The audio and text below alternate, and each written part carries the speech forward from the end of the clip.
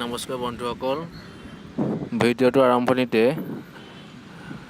মোৰ এই চেনেলটো ছাবস্ক্ৰাইব কৰক। আপোনালোকে দেৱজিত অসমৰ ঠিক সোঁফালে ৰঙা ৰঙৰ ছাবস্ক্ৰাইব বুটামটো টিপি দিয়ক আৰু লগতে বেল আইকনটোত টিপিবলৈ নাপাহৰিব।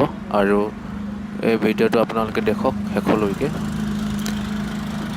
ৰাষ্ট্ৰপতি ভৱন, চাউথ ব্লক, নৰ্থ ব্লকৰ সকলো দৃশ্য মই এই ভিডিঅ'টোত আজি বন্দী কৰিছোঁ।